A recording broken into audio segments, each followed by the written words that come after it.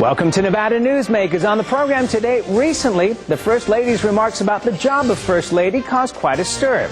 Today, we will continue that discussion. Randi Thompson has the rundown.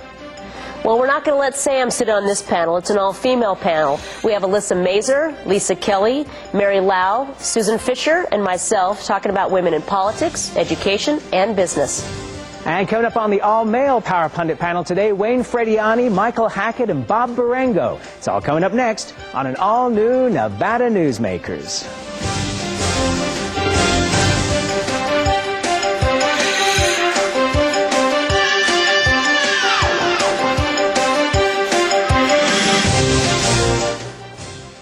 Nevada Newsmakers, brought to you in part by the Tahoe Reno Industrial Center, the world's largest industrial park, the resort at Red Hawk, and the Peppermill family of casinos.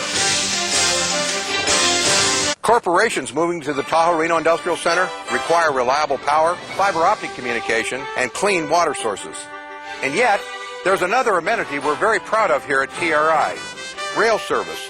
So far, we've built over 2 miles of railroad track, and another 3.6 is under construction. When companies need to transport freight, we're going to help them move it quickly and efficiently. Welcome to the Tahoe Reno Industrial Center, the largest industrial park in the world, building economic prosperity for Nevadans. The resort at Red Hawk offers you 2 great dining choices. Experience David's Grill and Sports Bar or the Steakhouse at Red Hawk. The Steakhouse has received the Wine Spectator Award of Excellence based on a diverse selection of fine wines. To accompany the wines, the Steakhouse serves certified Angus beef steaks in a variety of cuts, fresh fish, chicken, and pasta dishes. For fun and casual dining, come to David's Grill and Sports Bar. David's is open 7 days a week, serving breakfast, lunch, and dinner. The resort at Red Hawk. Always the right choice. As an employer, did you know you can be held liable for negligent hiring? A background screening by Employer Links can uncover criminal records, like alcohol and drug convictions. It can verify the applicant's education, driving records, and professional licenses. Employer Links can check civil records, registered sex offender records, and Social Security fraud. Hiring the right person shouldn't be a gamble. Call Employer Links. Employer Links, protecting your investment. So, who do you use for workers' comp? Pro Group Management. Ah, I've heard some good things about them. Oh, you bet. Employee background checks, safety training, claim seminars. Oh, and here's the great part. If you have an issue, they work for you, not against you. Sounds perfect. And expensive. Well, that's the best part. They saved me 30%. I've heard they saved others 50%. Works for me. Pro Group Management. Finally, workers' comp that works for you. You are watching Nevada Newsmakers. Well, welcome to Nevada Newsmakers, and it's an interesting panel today already. It's an all-female panel, so we've given Sam the boot.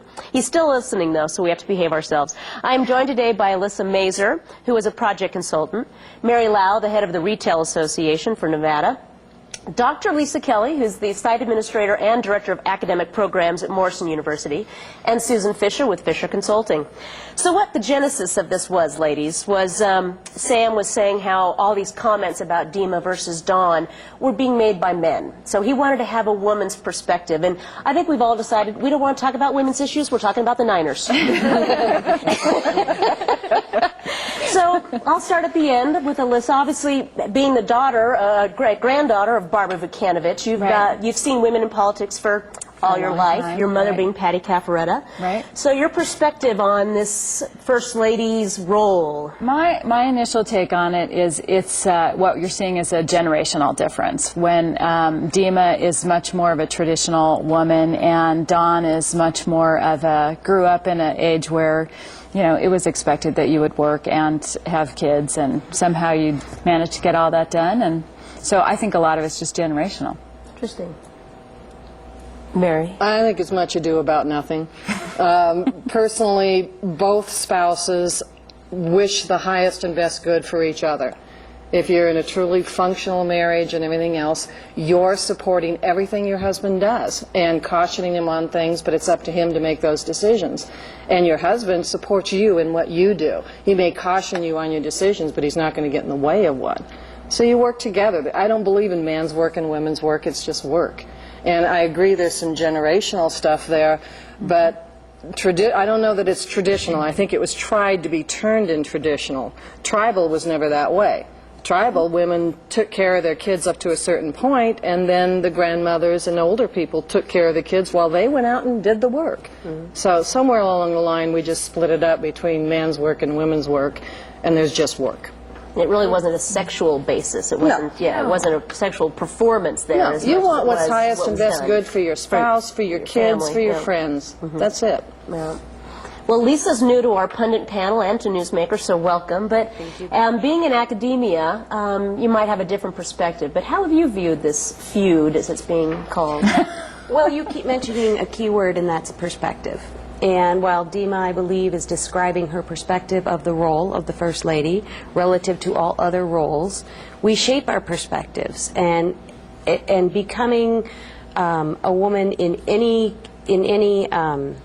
a professional woman in any fashion, whether it be in politics, in the public eye, or it be in your own private world with your family, or in your own chosen profession. We are going to shape that reality.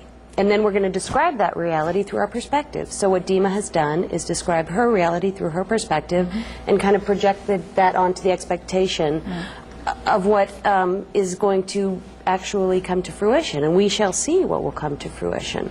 Do you feel that she has a right to her perspective? Absolutely. But the mistake was projecting her perspective onto somebody else. I don't know that it was her perspective. It could have, I mean, or it was her mistake. Okay. It could be our mistake in assuming that what she is describing as her perspective is reality, and it isn't. It is yet to be seen. And so that's what's exciting. People often say, Lisa, how did you do this? How did you have, a family with 5 and get your advanced degree and go to school and also have a profession the whole time? We do what we do. We are survivors. We do what we do, and then I shape that perspective.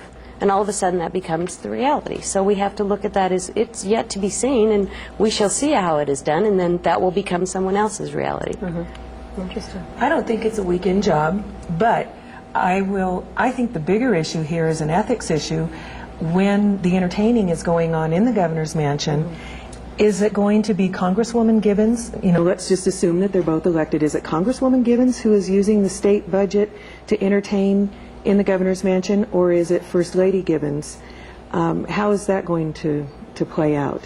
And I think it's going to be a bookkeeping nightmare. That will be a challenge. Now, we don't have a requirement to even have a first spouse, nor do we have any kind of job description. It's not an elected position. Exactly, and that's why much ado about nothing in our position, in our case here, because whatever you create of that office and make of that office, it is your choice. There's a fascinating new book out, Hidden Power, by Katie Martin, all about the first ladies in the White House through the history of America, and how each of them did something very differently. What was interesting to me, the most frightening, was that Jackie Kennedy was 31 years old when she was First Lady. And, being in my 40s, that's just fascinating that, someone that young could have that much pressure on you. But obviously, there is a role that the first spouse plays. And I'm saying, hypothetically, if Dina Titus wins, we don't see her husband taking over and as the party entertainer and coordinator, or expecting him to give up his job.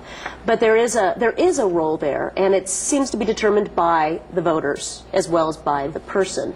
But having this discussion out there, what do you think the voters and what you're hearing now, what do you think their perspective might be on the positions? Let's start with Elisa. Well, I love you calling it first spouse, because I actually asked Dima that question. Somebody said, what advice would you give the next First Lady? And I said, well, what if it's a first man? And she just couldn't, even sort of get her mind around, what she would say to a first man. Because I think it is such as Lisa says, it's so much been created by the person, and we haven't, in this state, we haven't had a first man, and God knows if you'd even call them that. So other states have had them, and I don't know what they do, but I don't think they give up their jobs. I think there is a whole different expectation set by the voters if it were a man, or if the tables were turned a little bit. If the tables were turned. So, I think the expectation goes with the actual person. We had completely different expectations of Hillary than we did of Barbara Bush. So I think the voters shape their expectations based on the people that we're talking about. Okay, we're going to take a quick break. We'll be right back with more Nevada Newsmakers.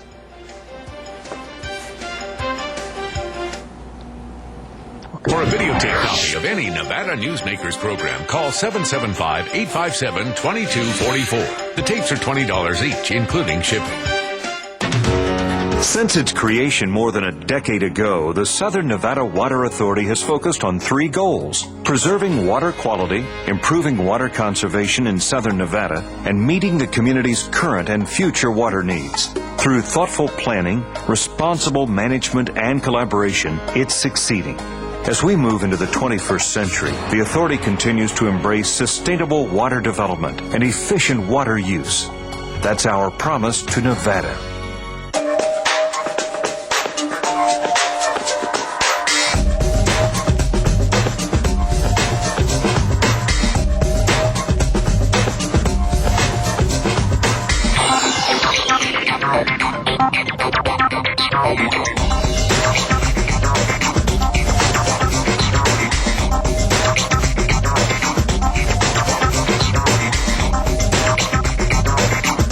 Happy Hour at the Peppermill.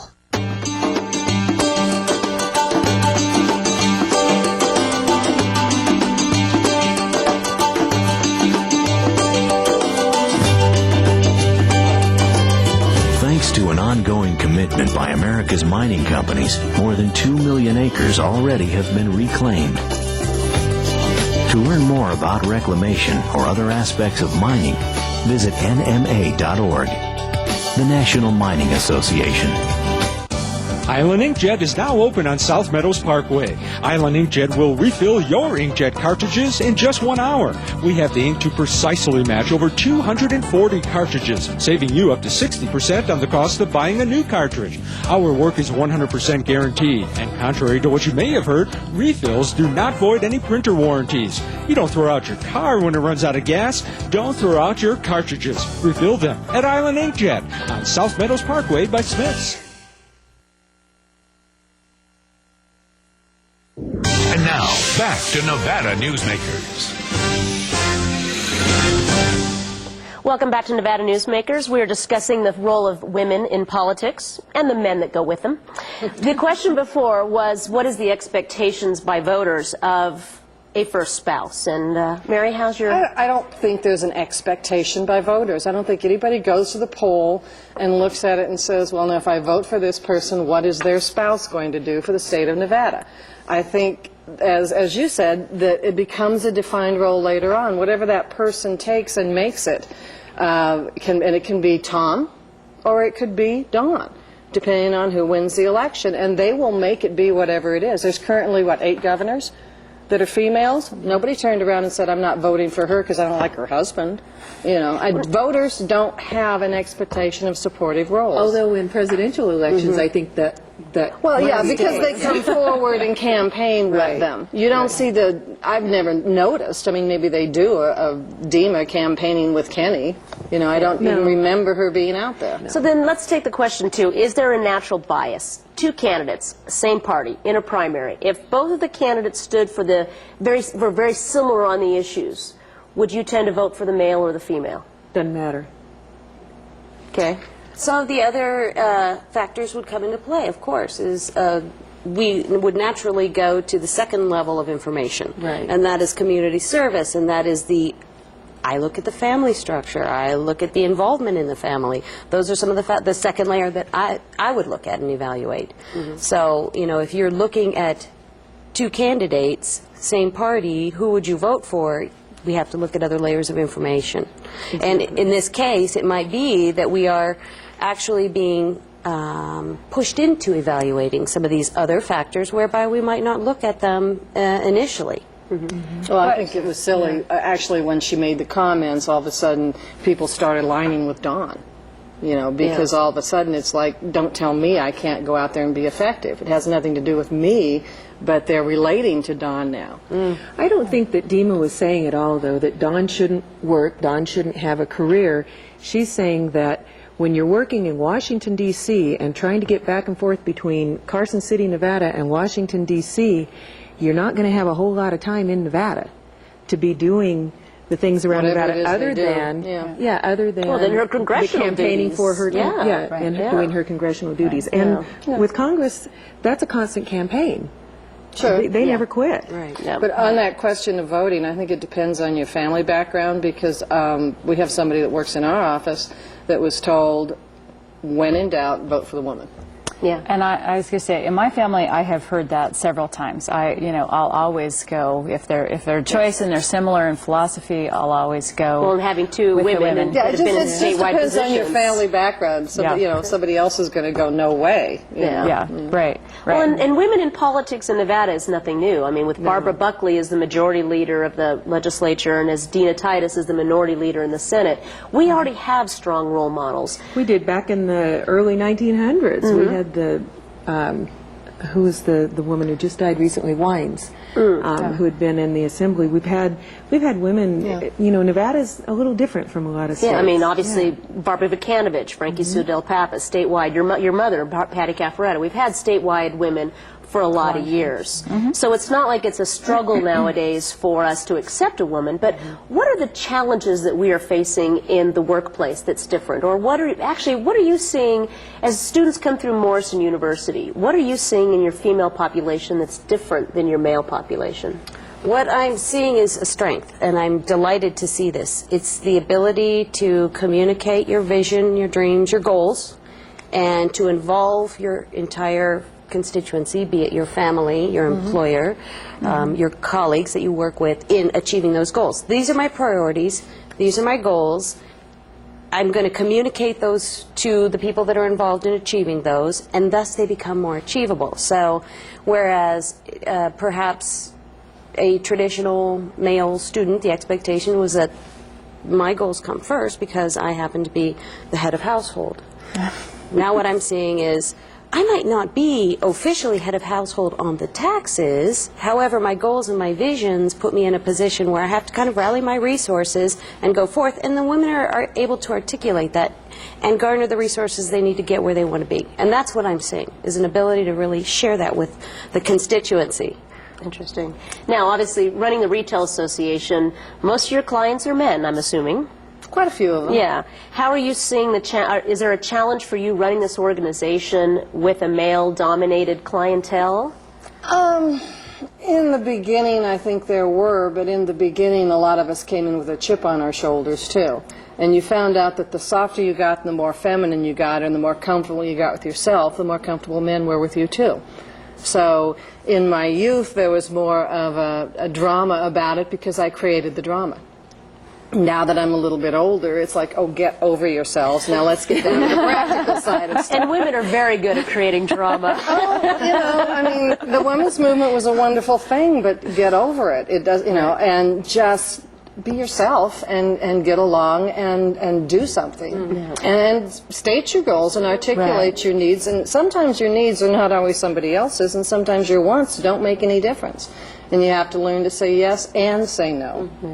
But I think a challenge is, I used to teach business communications at UNR, and the women students would say, well, feminism, we can do anything we want, and we don't have any barriers. And I think the challenge is, well, if that's true, then why do women still only make 70 cents on the dollar on what men make? I mean, if there really aren't barriers, and my students' answer was, well, they're choosing to go into low-paying professions. Well, okay, why? Why are they choosing that? So I think one of the challenges is we think we've accomplished everything and there aren't any barriers, and so we're not equipping our students to maybe overcome them, or it's become more subtle. Interesting. Well, I think we've just tapped the iceberg here on the very top on these issues, and the male panel will come up and we'll get their perspective next. So we'll be right back with more Nevada Newsmakers.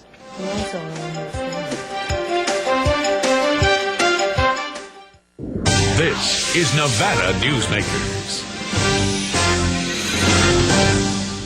Welcome to the Tahoe Reno Industrial Center, just 10 minutes east of Sparks.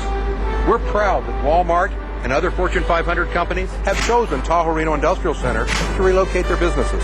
We have sites from under 5 acres to well over 500 acres, and with all of the amenities that every successful corporation requires. Welcome to the Tahoe Reno Industrial Center. the largest industrial park in the world, and we're building economic prosperity for Nevadans. The Nevada Beer Wholesalers encourages the responsible consumption of beer. The Nevada Beer Wholesalers Association are sponsors and participants in many community-based efforts such as school education programs, safe ride home, recycling programs, alcohol-free after-prom and graduation parties, safe voting campaigns, and designated driver programs. They are family-owned businesses employing 2,000 Nevadans. They also collect and pay the state excise tax. The Nevada Beer Wholesalers Association, delivering more than just beer. And now, back to Nevada Newsmakers with Sam Shad. And back on Nevada Newsmakers, we're joined by Wayne Frediani, who's the Executive Director of the Nevada Franchise Auto Dealers Association, Michael Hackett, who's with Alrus Consulting, and Bob Barengo, former Speaker of the Assembly. So, guys, we had the all-girl panel, and we didn't talk about the Chicago White Sox. I'm sorry. So, any new perspectives that you heard today that was interesting? The one that I heard was brought up by Susan, where she presented the potential for ethical conflicts should her husband be elected governor and should she get elected to Congress. And I think that's a very legitimate point, and that was one that I hadn't seen in any of the discourse that's been done on this issue so far. Mm-hmm. But I think she's right, too, that it's a bookkeeping situation, just like in everything else that one has to look at. Sharon Engel's going to have the same problem with her Engel initiative petition. There are lots more rules required to cover things like this. I agree. I think it's bookkeeping, but I also think there's perception involved as well, too. So I do think that that potential to blur issues, blur lines is definitely out there. But I think the issue of a spouse, whether it's a male spouse or a female spouse of an elected official, is the right perspective. You don't look at the spouse necessarily. The spouse assumes a function there when his or her spouse is elected and becomes the office holder, and then they make what they want to do. I'm always reminded of Vivian Friedman's husband, who would always walk around and had spouse on it whenever he went to anything. He showed up quite a bit, but Vivian did what she did, and he just came along for the social events. Now, if Senator Titus is elected, no one is looking at Tom right and making questions about what Tom is going to do, as was pointed out earlier. So I really don't think it should be an issue. Well, and I think the whole point here is it is a generational thing. My mother was brilliant at math, and in the 1930s was going to become a CPA. But she was laughed out of class because women didn't do those kinds of things. And we've seen dramatic changes, as Mary was pointing out, since the 60s. And I think that now, where you had a generation of women who came in being very tough to compete with men on a certain level, things have changed now. And I mean, there isn't any area that we don't deal with that have women in very responsible positions from the top down. We even have on television a female president, and I think that that's going to be very interesting to see how that spurs things towards this country having the first female president. And I would not be shocked to see it in the next 20 years. You know, the voting public, I think you will still have the traditionalists versus the non-traditionalists. That's just the way things are, I think, still. Unfortunately, I think that in a lot of respects you're going to see there's obviously more registered voters in the older generation than there is the younger generation who may take the more traditional view that Dima is stating. But again, I think that'll be a voter decision. I don't think it'll have to do with whether she's qualified or whether she can do both jobs. Yeah, I think it's interesting that there is a big play about this. Wherever you are, when Prime Minister Thatcher was there, no one ever heard about her husband, Dennis. But now that Prime Minister Tony Blair is there, there's a lot of talk about his wife. So why is it? I don't understand why that happens. It seems to be that when the woman is there, there is some discussion. And I think maybe there's some latent sexualism out there. I hate to say that, but maybe there is, that we want to talk about. Maybe the woman shouldn't be there. Those of us in this panel, I think, all agree that it is generational, and we think it's the way it should be. But others don't. Well, it's also personality-driven. I mean, a Barbara Bush or a Laura Bush is no Hillary Clinton. And the headlines that Hillary made was because of her personality, not because she was First Lady. So there's a difference of modus operandi, if anything. Well, I think the point that Bob just made is very accurate, that there is always going to be latent hostilities or latent attitudes, whether regardless of what steps forward we've made in terms of equality, whether it's on a gender basis, whether it's on a racial basis, what have you, there are still going to be those that cling to the old ways that think those are the best, regardless of the progress that we've made. So unfortunately, that's still going to be an underlying theme. Yeah, very true. All right. Well, I think we've covered this in as much depth as we can, and I think we've come to some interesting conclusions here. Wanted to bring up Jack Carter, who is planning to make a run against John Ensign if he can raise up some money, and he thinks that he can. But goes to Elko, and instead of going after Senator Ensign, he goes after President Bush. Is that a good strategy, Wayne? Well, I think Jack Carter's a real stretch for this race. I think this is Senator Ensign's race. I don't think that he'll be successful in raising money to probably do this campaign as he would like. And somebody who's lived in the state of Nevada for 2 years, I don't think is probably real qualified to run for the U.S. Senate, in my opinion. Well, he may be qualified, but he's not going to. He may be qualified. I don't think his chances are very good. I would guess that half of the 29 Democrats he talked to probably voted for Bush, since Elko went overwhelmingly for Bush. So, not a good strategy to go to Elko and beat up on Bush. No, it's not. Although there have been candidates in the past who viewed Nevada as a place to move to go on to somewhere else. Meckling came to Nevada in the 50s and put a lot of money and tried to run for a Senate race. I think it was against Alan Bible, and he then won, but then he lost against the Nevada, and then Bible came back later on and won. We also had Pearl Mesta, who was, at that time was a Washington socialite. Her son came out to Nevada and tried to get a congressional seat. It didn't make it. We had a couple opportunities for governors. Remember the Silver Baron? Years ago, the Gold Baron wanted to run for governor. He moved into this state. It really is not a good state to kind of move into and try to take it over. Do you remember the percentage that Ensign beat Bernstein by in the last go-around?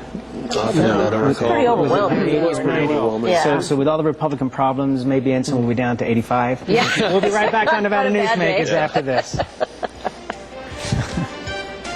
That's right. South Reno's hotspot for food, fun, and friends is the Tamarack Junction. Enjoy great food 24 hours a day in the Dining Car Restaurant. For a quick bite and the best sandwiches in town, it's the Whistle Stop Deli. And for the best appetizers and menu selections and a large variety of cocktails, beers, and martinis, it's Sully's Sports Bar, Grill, and Nightclub. The Tamarack Junction is your junction for fun. South Virginia and Monty Ranch Parkway. Island Inkjet is now open on South Meadows Parkway. Island Inkjet will refill your inkjet cartridges in just 1 hour. We have the ink to precisely match over 240 cartridges, saving you up to 60% on the cost of buying a new cartridge. Our work is 100% guaranteed, and contrary to what you may have heard, refills do not void any printer warranties. You don't throw out your car when it runs out of gas. Don't throw out your cartridges. Refill them at Island Inkjet on South Meadows Parkway by Smith's. Reno's best dining values are all at one casino, the Pepper Mill. You can enjoy great savings on our popular specials. Pepper Mill's coffee shop offers daily lunch specials, low-carb dining, and all your favorite comfort foods. You'll find sensational lunch specials featuring Reno's freshest seafood, sushi, pasta, and more at Oceano. And early bird specials at Reno's Premier Steakhouse and Romanza Ristorante Italiano. The best values are at the Pepper Mill. Where are you dining? Watch Nevada Newsmakers online at nevadanewsmakers.com. Well, tomorrow we have the man that's running against Jimmy Carter's son, Senator John Ensign. See you there.